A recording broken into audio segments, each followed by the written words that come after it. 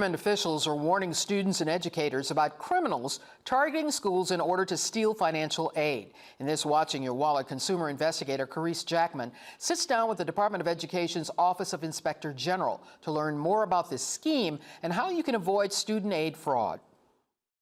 In their podcast, Eye on Ed, Jason Williams with the Office of Inspector General at the U.S. Department of Education is using their airways to alert educators and families. Every year, unscrupulous people target the student aid programs for their own selfish purposes. So we launched the podcast in 2019.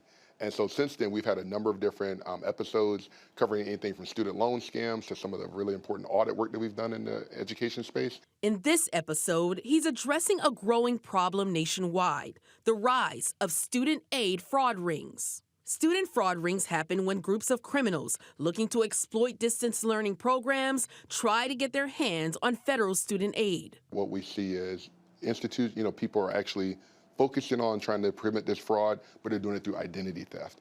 And so they're stealing identities of other individuals and applying for aid and using those same funds for a non-educational purpose. Scammers might obtain this data when there are public data breaches. When there's a breach, Williams says their department notices spikes in the amount of fraudulent student aid applications.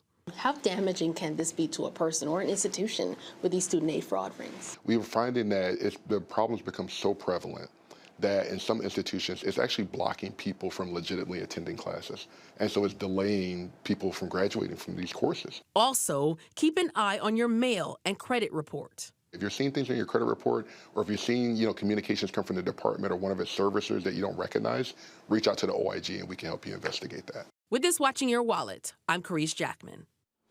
And remember, any communication coming from the Education Department would have a .gov at the end of an email. If you don't see that and they claim to be from the Department of Education, it's a scam.